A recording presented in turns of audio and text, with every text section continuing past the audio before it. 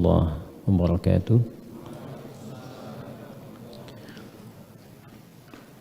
Alhamdulillahi wa kafa, wassalatu wassalamu ala rasulillahil mustafa wa ala alihi wa sahbihi wa man wafa, wa ba'd. Faya ahbaballahi wa ahbaba rasulihi sallallahu alaihi wasallam, usi nafsi wa iyyakum bitaqwallahi faqad fazal muttaqun, fala tamutunna illa wa antum muslimun. Faqala ta'ala, ya ayyuhalladzina amanu taqullaha haqqa tuqatih wa la tamutunna illa wa antum muslimun. Al-ikhwah al-mu'atakifin wal-mu'atakifat, para peserta i'tikaf dan jemaah salat zuhur yang semoga kita semua dimuliakan oleh Allah Subhanahu wa taala.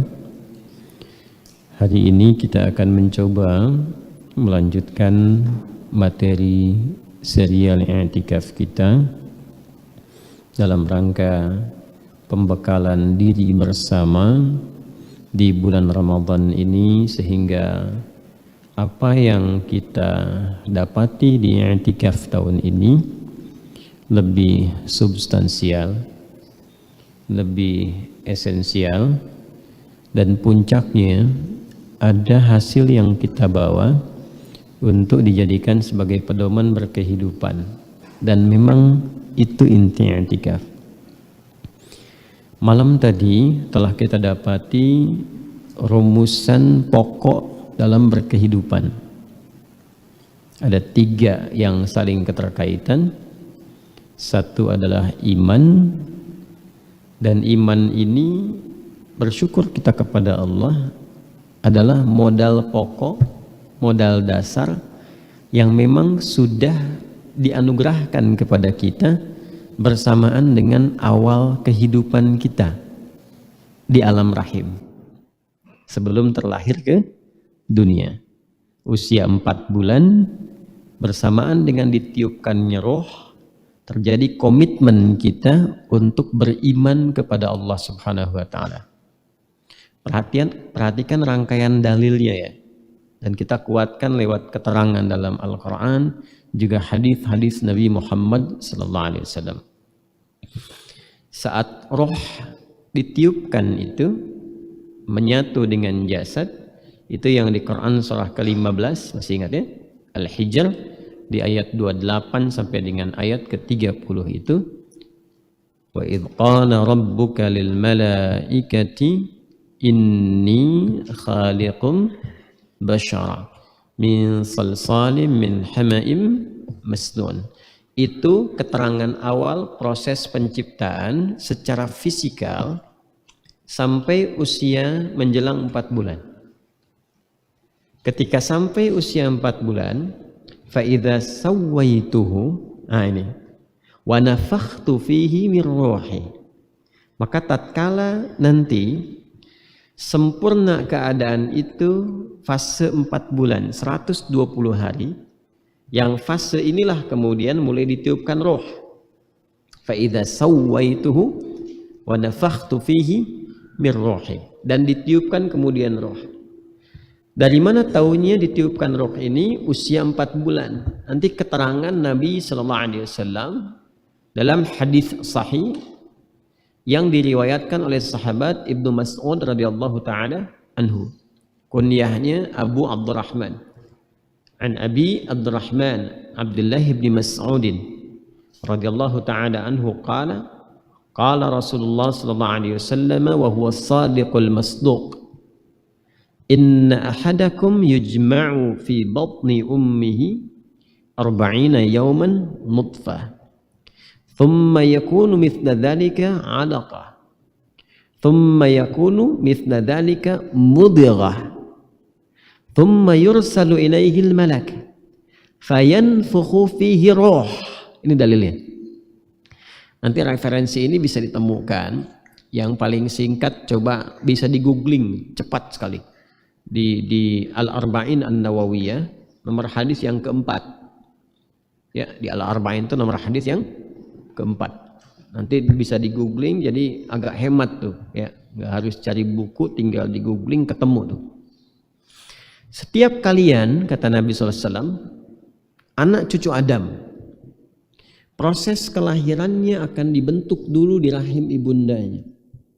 40 hari pertama disebut nutfah, proses perpaduan antara spermatozoa dengan ovum berprosesnya. Kemudian 40 hari yang kedua berbentuk alaqah, zigot, yang mulai menempel di dinding rahim dan boleh berproses. 40 hari ketiga berbentuk mudghah, sudah ada semacam bentuk daging keratan. Ya. Dan sekarang saya pernah mempelajari dari modul awal kedokteran itu. Ya, pada pembelajaran dasar di fase tumbang, pertumbuhan dan perkembangan. Itu di istilah kedokteran sekarang, istilahnya serupa, menggunakan kata mudghah. Mudghah itu istilah hadis. Hadis Nabi SAW. Dan itu disampaikan 15 abad yang lalu. Risetnya terbukti kini. Usia 40 hari ketiga. Jadi kalau 40 kali 3 berapa? 120 hari. 120 hari itu kalau dibulankan, dibagi 30 kan paling gampang ya. Ya, berapa? 4 bulan kan? Nah, usia bulan kan kalau enggak 29 30 kan? Kalau menggunakan Hijriah.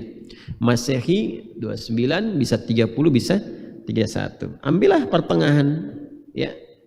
Pertengahan yang paling bulatnya 30. 120 bagi 30 4. Jadi bulatnya 4 bulan. Nah, 4 bulan ini sudah ditiupkan roh. Thumma yursalu ilaihil malak, diutus satu malaikat, ditugaskan oleh Allah Subhanahu wa taala, fayanfukhu fihi roh, maka ditiupkan roh. Jadi usia 4 bulan roh sudah ditiupkan. Paham sampai sini? Baik. Dalil selanjutnya, ketika roh sudah masuk itu menjadi nafas, maka mulai terlihat tanda-tanda kehidupan. Makanya kan bisa dicek ya.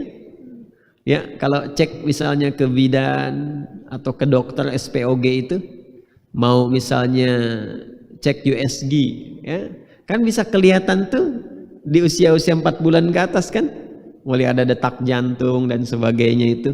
Nah, ini sudah ada tanda kehidupan, tanda pernafasan, nafas. Ketika roh masuk ke dalam fisik menyatu disebut dengan nafas. Nah, saat masuk itulah terjadi komitmen antara setiap hamba dengan Allah Subhanahu wa taala sebagai Rabbnya.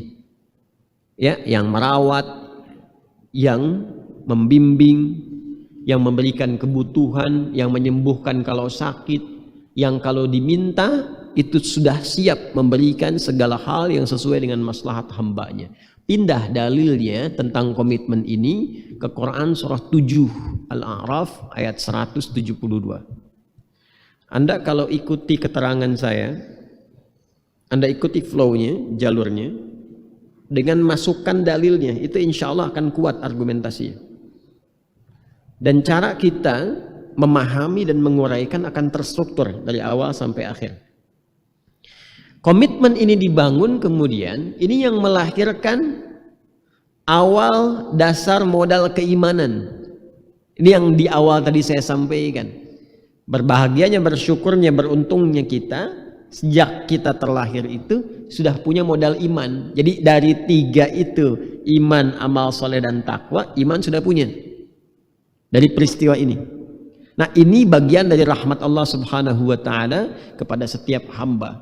Tinggal nanti persoalannya apakah dipertahankan anugerah ini atau tidak saat mulai berkehidupan di dunia. Quran surah 7 Al-A'raf ayat 172. A'udzubillahi minasyaitonir rajim. Wa idz akhadha rabbuka mim bani adama min zuhurihim dzurriyyatahum wa ashhadahum. Nah, ini poinnya, tolong di highlight ya pada kalimat ini, wa ashhadahum ala anfusihim alastu bi rabbikum. Ada qalu bala syahidna. Ini kalimatnya. Qalu bala syahidna. Jadi di highlightnya dari kalimat wa asyhadahum ala anfusihim, ini yang dari Allahnya berikan komitmen ke kita.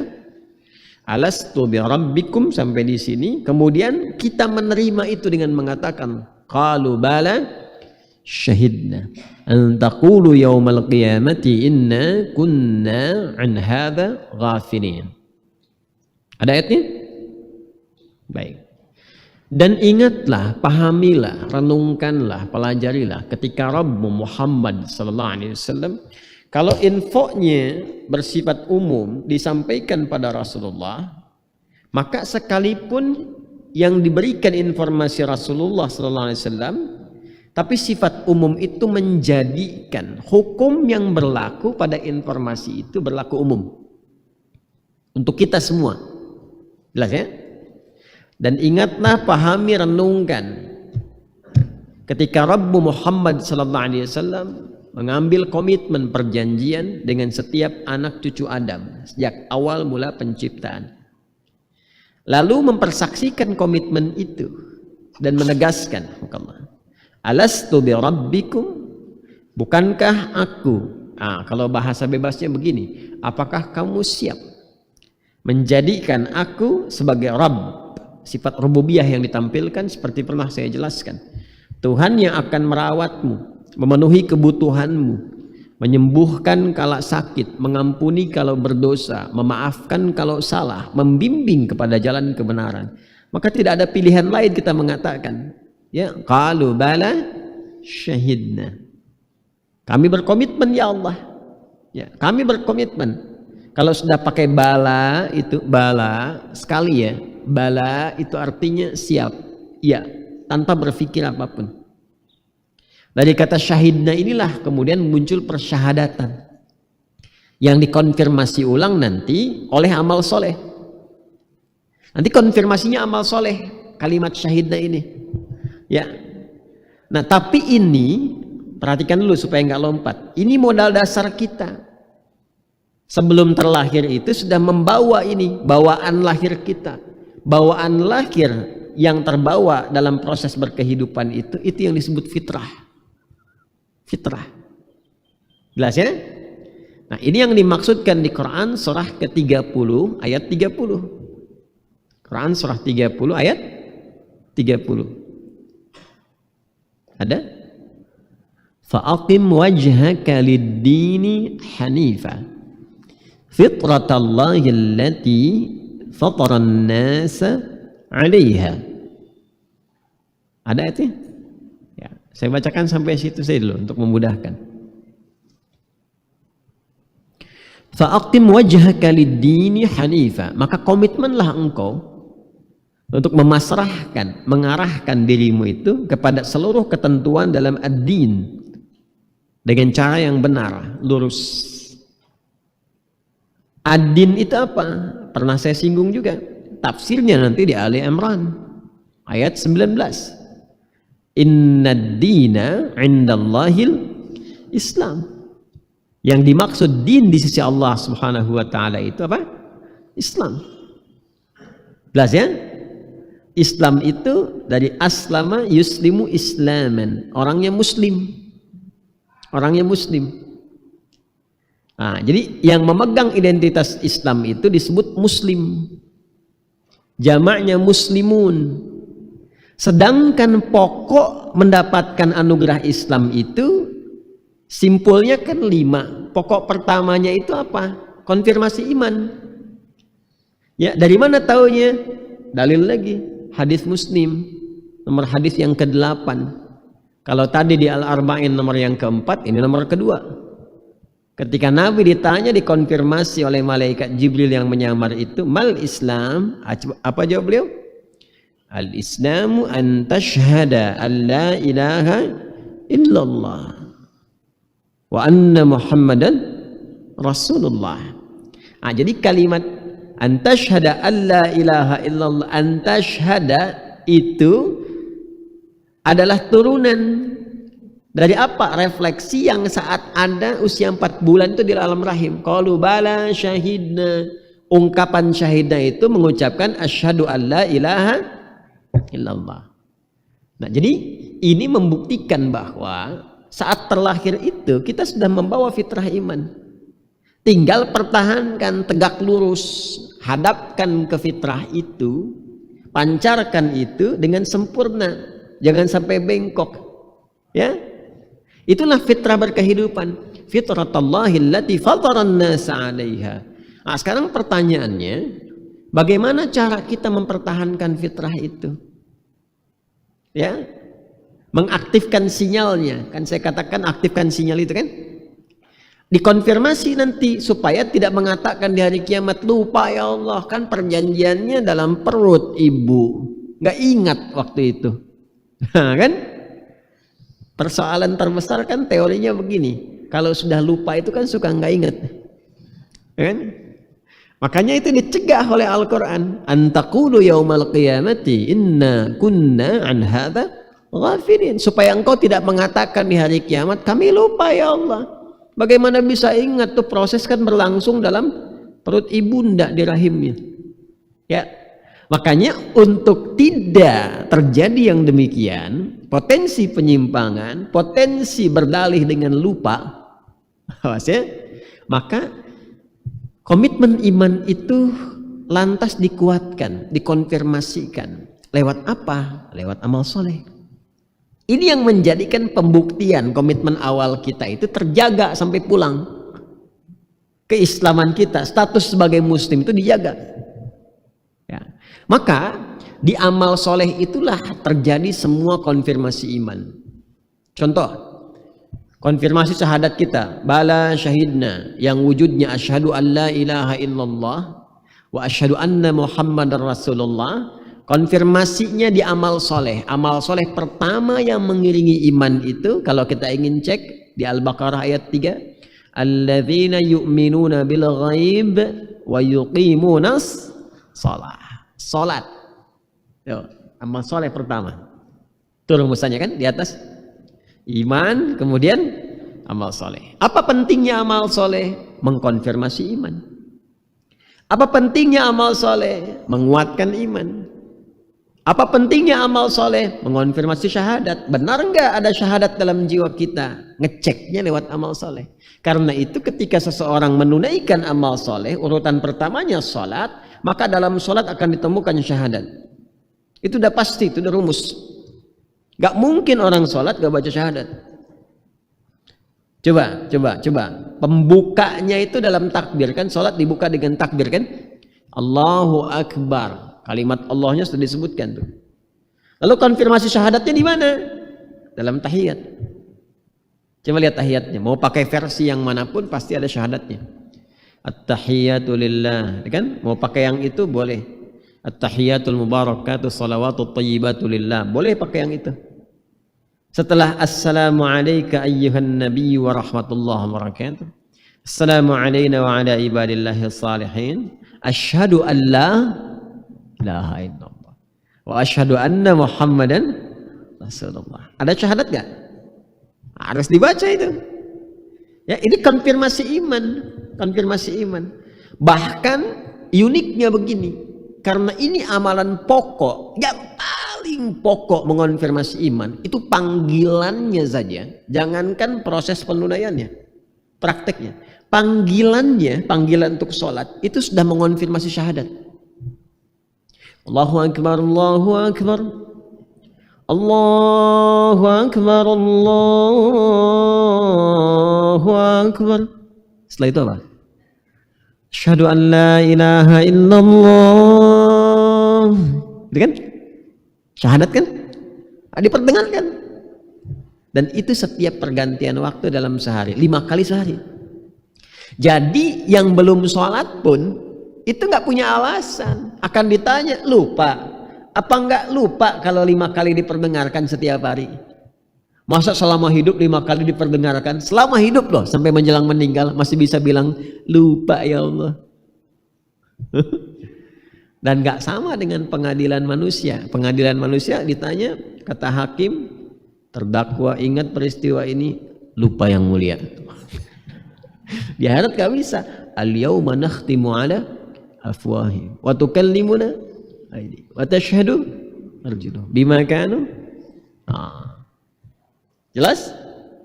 Ini konfirmasinya. Jadi dikonfirmasi lagi tuh. Dikonfirmasi lagi. Nanti ketika ini dilakukan dengan baik, syahadat dikonfirmasi, iman dikonfirmasi dengan amal soleh, maka nanti ada kewajiban Allah untuk menepati komitmennya. Apa itu? Alastu bi rabbikum, sifat rububiyahnya untuk merawat kita. Karena itu sifat rububiyah ini bisa dihadirkan saat kita meminta kan? Atau tak meminta pun kalau waktunya tiba untuk diberikan. Kita beramal soleh membuktikan komitmen iman. Wujudnya berupa ibadah. Kita ikrarkan dalam sholat. Kan yang pertama mengonfirmasi amal solehnya sholat kan? Maka diikrarkan dalam sholat. Iyyaka na'budu. Ya kan? Lalu balasannya apa? Wa iyyaka nasta'in. Ketika iyyaka nasta'in diberikan, hadirlah pancaran takwa. Itu yang dimaksudkan. Wa may yattaqillaha yaj'al lahu makhraja wa yarzuqhu min haitsu la yahtasib. Ini yang menyebabkan orang-orang dulu termasuk nabi dan rasul kalau punya hajat itu sholat. Makanya panggilan sholat itu dibuka dengan pemenuhan hajat. Coba Al-Baqarah ayat 45 itu. Wasta'inu bis-sabri wasta'inu. Kalau Anda punya hajat, hajat itu kan nanti menuntut sifat rububiyah Allah diantaranya. Ya kan? Dan kalau engkau punya persoalan dalam kehidupan, ada problem, mintakan solusinya kata Allah, minta tolong. Dengan cara apa? Satu, sabar dulu, terima supaya hati lapang. Jadi menerima ujian, masalah dalam kehidupan dimanapun itu, ketika kita terima dulu, karena mengeluhkan pun tidak menghilangkan masalah. Ketika menerima, Allah berikan kelapangan pada hati. Setelah lapang dikasih solusi. Jangan ngeluh dulu. Kalau ngeluh nggak dapat solusinya. Ini panas kan di luar misal gitu. Terus kita ngeluh, apakah menghentikan panas? Tidak. Tapi kalau kita terima, alhamdulillah Allah hadirkan panas. Barangkali ada yang genang-genangan perlu dikeringkan. Sebentar dulu, lapang hati. Begitu lapang, tenang, muncul solusi. Atau kadang-kadang tiba-tiba langsung cerah lagi, teduh lagi, bisa terjadi. Jelas ya? Nah ini konsepsinya nih, konsepsinya. Makanya wasta'inu bis sabri was salah. Kalau belum sadar, imannya dipanggil oleh Allah. Katanya sudah beriman, kok belum paham juga gitu. Makanya di ayat 153 itu panggilannya pakai iman dulu sebelum wasta'inunya. Sebelum kalimat ista'inu pakai iman dulu. Coba buka ayat 153 di Al-Baqarah. Mas apa ya? Apa ya? Ya ayyuhalladzina amanu ista'inu bis sabri was salah. Ada ayatnya? Ya kan? Ya ayyuhalladzina amanu ista'inu bis sabri was salah. Di Al-Baqarah ayat 45, ya ayyuhalladzina amanunya enggak ada. Karena bagi orang beriman harusnya sudah sadar kalau sholat itu pembuktian iman. Makanya kalau dipanggil panggilan azan nggak nanya lagi Allahu Akbar, Allahu Akbar. Apaan ya? Aneh itu, aneh. Ya. Karena orang beriman tuh nggak pakai nanya, karena sudah paham. Oh ini konfirmasi iman, jelas. Nah kalau belum menyadari itu sepenuhnya, maka imannya dikhitab oleh Allah. Disentuh lagi. Ya ayyuhalladzina amanu. Hei semua yang sudah beriman, katanya beriman. Ista'inu bis sabri was salah. Punya masalah, bukan cuma kamu saja. Orang lain, bahkan yang dulu pun punya persoalan juga. Terima dulu dengan sabar. Sabar, bukan cuma kamu yang diuji. Yang lain pun diuji juga. Itu sikap itu secara psikologis akan meringankan keadaan jiwa kita dan memberikan kelapangan pada hati. Ya, biasanya kan sifat manusia itu senang bertoleransi ya, walaupun kadang-kadang toleransinya tidak pada tempatnya. Kalau kita kepleset sendirian nggak enak kan, tapi kalau yang lain ikut kepleset rasanya lebih ringan ya. Ya kan? Ya. Nah, itu diantara bawaan manusia begitu tuh. Diantara bawaannya tuh. Gitu. Makanya ketika ada orang diuji dengan masalah, mengeluh, kata Allah, bukan kamu saja yang diuji, orang lain pun diuji juga. Ketika mendengar itu, agak tenang tuh. Jelas ya? Baik. Setelah itu apa? Ya ayyuhalladzina amanu ista'inu bis-sabri was-shalah. Jadi salat, ini yang mau saya tekankan, itu konfirmasi keimanan kita. Ketika itu dilakukan, maka pancaran takwa datang. Feedbacknya hadir. Dan itu diinfokan dulu, diinfokan sebelum kita bahkan menunaikannya, diperdengarkan 5 kali sehari. Hayya 'alas shalah, ayo salat. Ya kan? Salat, konfirmasikan imanmu, sujud kepada Allah, komitmen. Supaya apa? Salah satunya lagi, supaya dengan komitmen itu hak kamu pun dipenuhi oleh Allah untuk memohon, meminta.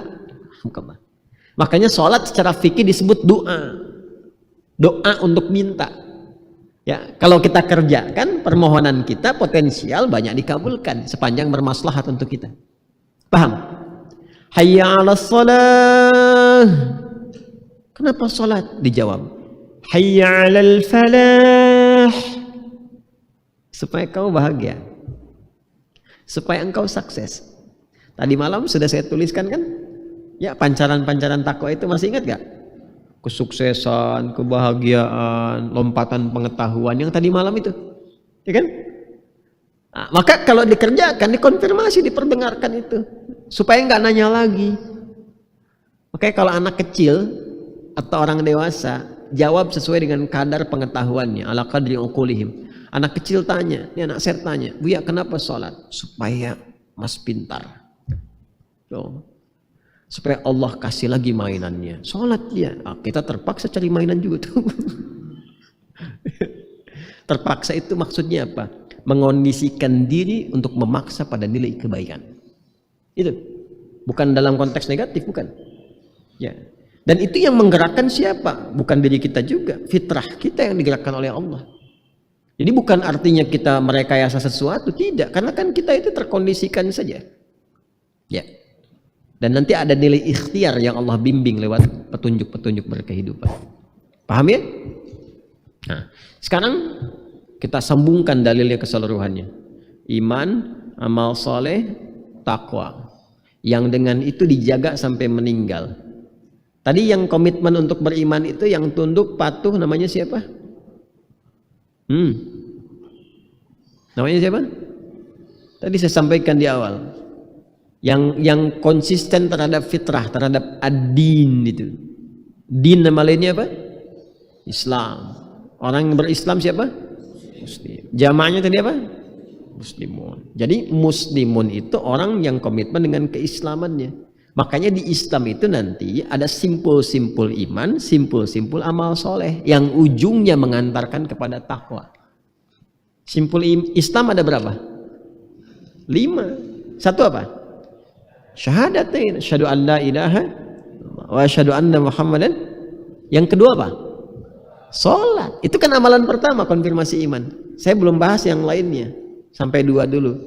Nah, yang komitmen mengerjakan ini namanya muslim. Makanya kalau disebut muslim mesti sholat, karena mengkonfirmasi keimanannya. Jadi kalau ada orang mengatakan saya Islam nggak sholat, nah ini belum terkonfirmasi keimanannya. Keimanan belum terkonfirmasi, keislamannya pun belum terkonfirmasi sempurna. Jelas ya? Karena itu antara muslimun, iman, dan hadirnya takwa dengan perangkat amal soleh nanti selalu diingatkan oleh Nabi setiap Jumat sepekan sekali, atau dalam setiap kesempatan umumnya ta'lim beliau dengan menyampaikan Quran surah ketiga Ali Imran ayat 102 itu. Ya ayyuhalladzina amanu, iman, ittaqullaha haqqa tuqatih. Tingkatkan takwamu. Cara meningkatkan takwa amal saleh dengan cara yang benar. Wala tamutunna illa wa antum muslimun. Dapat semua di situ. Paham ya? Awas, kita mengajinya ilmiah ini. Antum ikuti dari awal tuh runtutannya, dalilnya apa, insya Allah nyambung. Maka dari situ ditemukanlah ini rumusan itu. Dari rumusan ini lantas kita keluarkan menjadi 3 bagian yang kita tuliskan tadi malam. Ada secara individual, personal, lingkup keluarga, dan lingkup sosial kemasyarakatan. Di dalamnya ada berbangsa, bernegara, hubungan antar negara, dan sebagainya. Nah, ini yang tinggal dikeluarkan saja. Pertama, secara personal dulu ya, aspek ibadah. Sudah? Jadi yang mengkonfirmasi keimanan kita kepada Allah berupa amal soleh, amalan pertama terkait dengan ibadah secara individual dulu. Baik, tuliskan yang pokok 1 sholat. Awas, ini amalan pokok nih. Dan harus selalu mengonfirmasikan itu.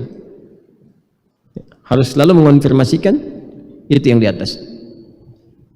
Yuk kita tuliskan, yuk kita contohkan. Pegang ini Syekh. Mas pegang ini. Boleh ambil sini. Kita nulis sana. Bismillah.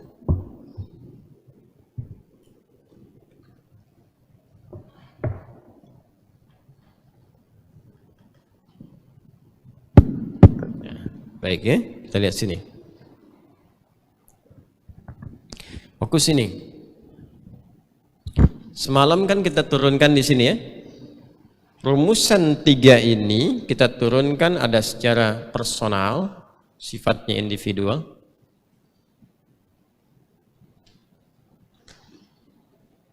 Kemudian di lingkup keluarga, skala pertengahan mengantarkan kepada aspek sosial yang lebih besar.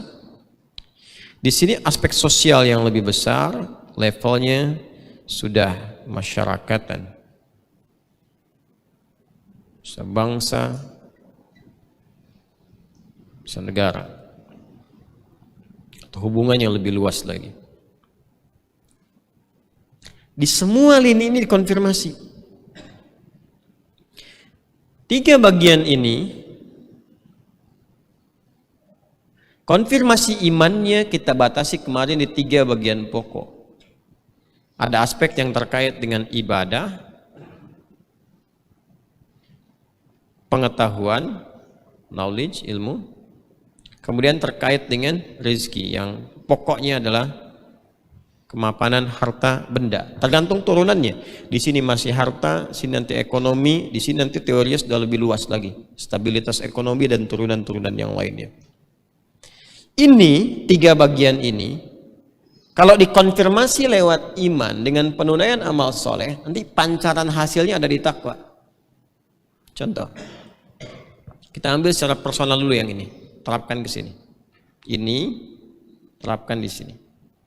Konfirmasikan iman kita secara personal melalui konsepsi ibadah. Dibuktikan lewat aspek amal soleh. Apa amalan pertamanya? Turunkan sholat. Dari mana dalilnya?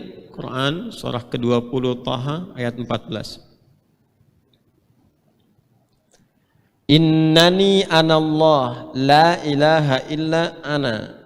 Aku tegaskan sungguh akulah Allah, enggak ada Tuhan selain aku, kata Allah. Fa'budni, maka sembah aku, ibadah. Fa'budni, sembah aku. Bagaimana cara menyembahmu ya Allah? Wa aqimis sholata lidzikri. Tunaikan salat untuk mengingat aku. Bahwa engkau itu hamba harus ibadah. Jelas? Ini secara personal karena kalimat ini disampaikan nanti ke Nabi Musa sebelum Nabi Muhammad SAW. Ya.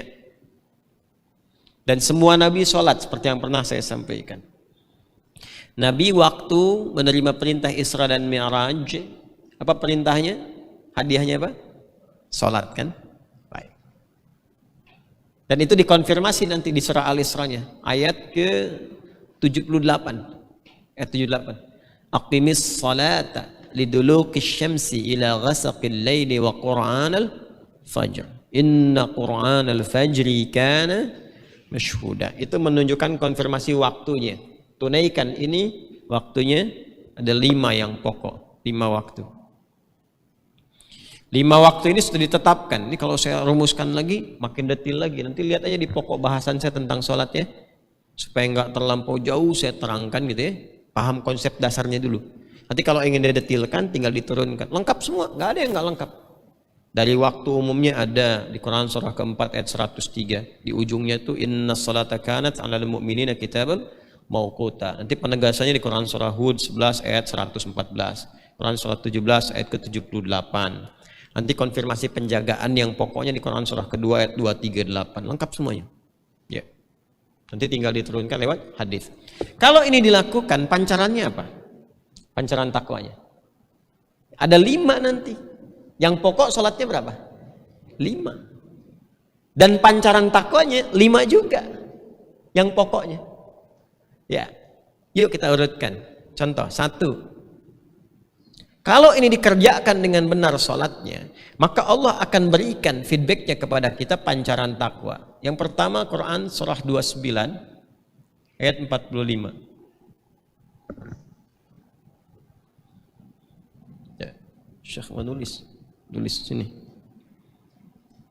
Nah, ini kasih gue ya. Pakai tangan kanan tulisnya. Bismillah, sini. Utlu ma uhiya ilaika minal kitab. Ada? Wa aqimis shalah. Ada ayatnya? Quran surah 29 Al-Ankabut. Al-Ankabut ayat 45. Utlu ma uhiya ilaika minal kitab. Wa aqimis shalah.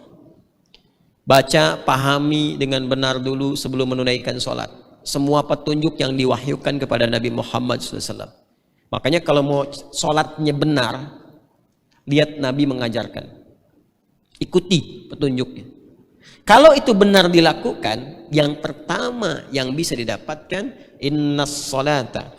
Sungguh sholat yang benar ditunaikan itu sesuai petunjuk Nabi mengajarkan, tanha anil fahsya wal munkar. Maka sholat itu berpotensi mencegah diri setiap insan pelaku sholat itu dari potensi keburukan. Perilaku buruk itu cuma 2 bentuknya. Ya, bentuknya 2. Kalau bukan fahsya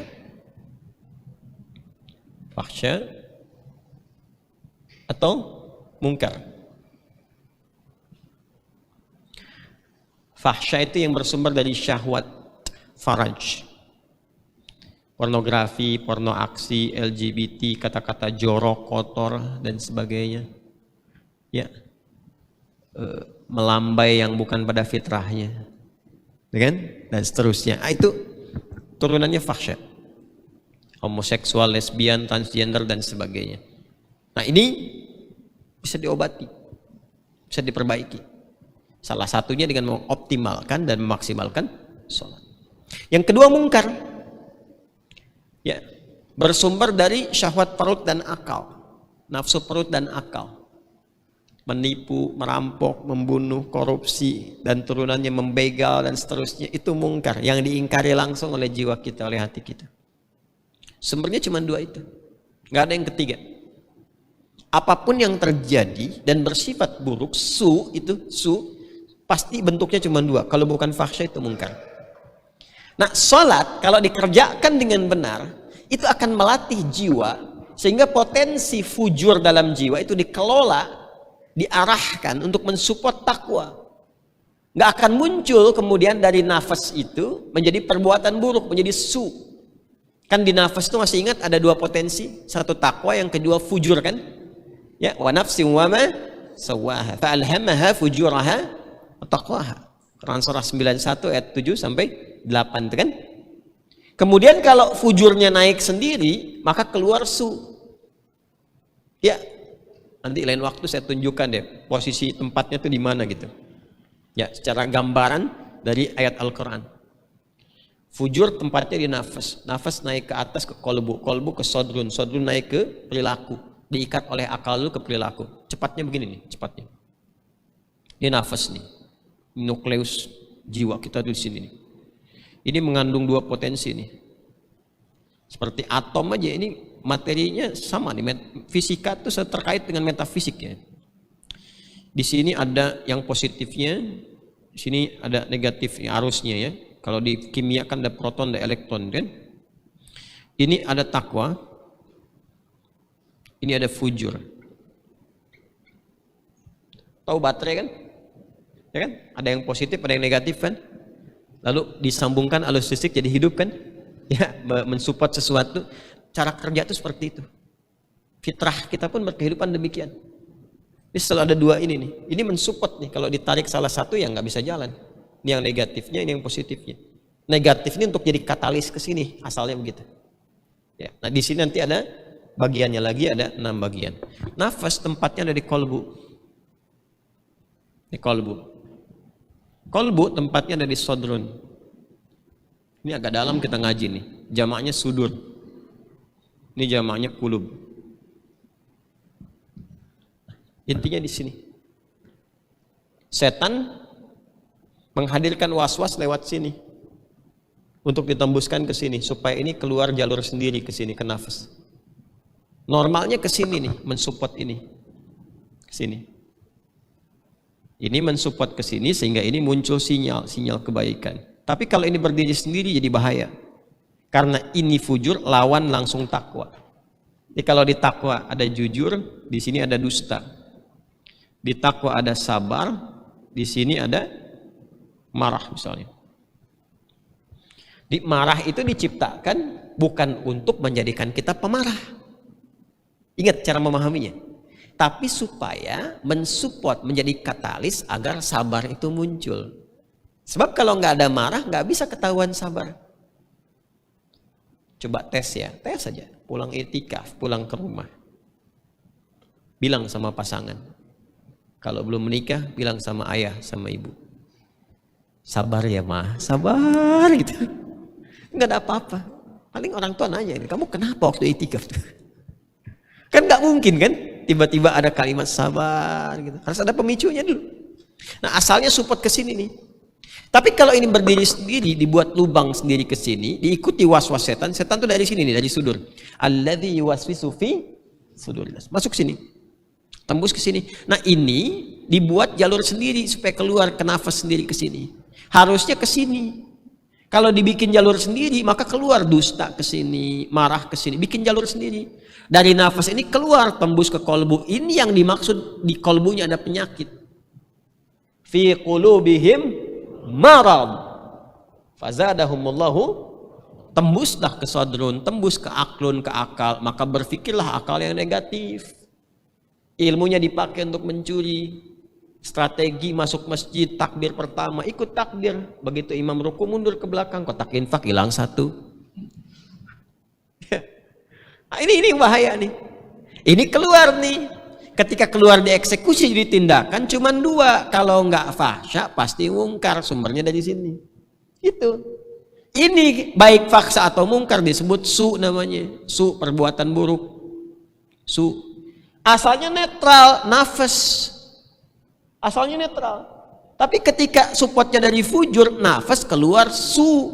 Nafas dengan su digabungkan jadi nafsu. Itu istilah orang kita. Asalnya nafas, karena ketemu su jadi apa? Nafsu. Orang kita kan suka nyingkat-nyingkat begitu kan? Ini yang dimaksud Quran surah 12, ada ilmunya, bukan otak-atik. Ini bukan cocok logi. Quran surah 12 ayat 53. Ya. Wa ma ubarni'u nafsi. Innan nafsa la'ammaratum bis-su illa ma rahima rabbi. Kita nggak bisa menyebut diri sebagai orang suci. Bahkan di Quran jelas, fala tuzakku anfusakum. Ya? Sudah? Udah Mas, tulis lagi. Ada ya? Innan nafsa la'ammaratum bis. Sungguh ada potensi. Nah, gitu cara menerjemahkan itu. Sungguh ada potensi di nafas itu mengarahkan kepada su. Potensinya dari sini, dari fujur. Illa ma rahimah rabbi, kecuali dengan rahmat Allah Rabbku. Bagaimana mendapatkan rahmat itu? Aktifkan takwanya. Rahmat itu ada pada pengaktifan atau aktivasi jiwa takwa. Jelas sampai sini? Nah, ini yang kita dapatkan satu. Jadi kalau kita sudah bisa menekan fahsya dan mungkar, dicegah ini, su-nya nggak muncul, lawan dari su itu khair namanya. Baik. Maka muncullah sifat-sifat baik. Mata baik, telinga baik dengarnya, kaki melangkah pada yang baik. Jawabannya enak kalau ditanya kaifa haluk? Alhamdulillah bi. Jangan-jangan di lisannya bi khair, di hatinya bisu. Hati-hati tuh. Jelas ya? Kalau sudah khair, maka semua bawaan sifat dan sikap itu baik. Khair itu baru sifat, diterjemahkan jadi sikap, jadi ma'ruf namanya. Ya, khair itu sifatnya. Ya, konfirmasi dari semua bagian dari takwa itu khair namanya. Jadi intinya kalau orang sholatnya benar, pasti jadi orang baik. Tuh. Ini rahasianya, kenapa dari kecil usia dini Nabi meminta kepada setiap orang tua agar anak-anak kecil itu dilatih apa dulu pertama? Sholat. Karena kenapa? Kalau sholatnya benar, dipastikan dengan izin Allah akan terjaga dalam kebaikan sampai dia tumbuh dewasa. Banyak saya titip ya, saya, antum, kita saling mendoakan. Dimanapun beraktivitas, jaga sholat. Jaga. Kalau jaga itu bukan hanya jangan tertinggal, tapi pastikan sholatnya benar. Dan kenapa saya katakan saya, antum, kita saling mendoakan? Karena perintah Qur'annya pakai saling. Saling menjaga. Itu yang di Al-Baqarah ayat 238. Hafidhu. Pakai alif tuh. Hafidhu. Gini. Bukan ihfidhu. Jadi katanya bukan hafidha yahfadhu, bukan, tapi hafadha yuhafidhu, muhafadhatan. Fahuwa muhafidh, wa dzaka muhafidh. Hafidh, jamanya hafidhu. Ingat kalau belajar ilmu sharaf kan salah satu fungsi alif di pertengahan mufa'alah kan? Kan bermakna saling kan? Tasafaha, saling bersalaman. Ya kan? Hafadha, saling menjaga. Jadi ternyata saking pentingnya sholat itu jangan sendirian dalam menjaga sholat, saling jaga. Makanya adzan itu dalam upaya saling menjaga supaya mengingatkan. Ya, karena itu di keluarga saling ingatkan, teman-teman saling ingatkan, bikin komunitas tuh yang diingatkan sholatnya dulu. Sekarang kurang apa lagi sih udah sampai ke baju, sholatlah engkau sebelum engkau disolatkan. Bisa dilihat di mana-mana, kan? Sampai ke kaos gitu kan? Ya, sampai ke status gitu. Kurang apa lagi coba? Apa masih bisa berkata di hari kiamat, lupa ya Allah? Oke, satu ya. Tadi ada berapa? 5 kan? 1. 2. Jadi 2. Nanti kita bahas lagi malam. Cukup dulu lah, cukup dulu 1 dulu ya. 1 dulu. Paham ya? Yang penting paham dulu. Ya, tidak banyak-banyak dulu. Yang penting paham. Strukturnya dipahami dari awal. Dari sejak saya terangkan di sini. Ini jangan dihapus ya. Jangan dihapus nih. Saya doakan yang ngapus ini siapapun supaya tulis lagi dari awal. Ya. Jelas ya? Baik. Yang ini juga jangan dihapus nih. Ini berkahnya Ahmad nih. Syekh. Khalas. Yuk sini. Ya, tangan bunyi. Sudah selesai. Alhamdulillah. Bismillah.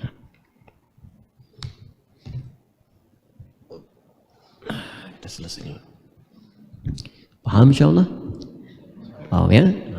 Jadi ini yang pertama.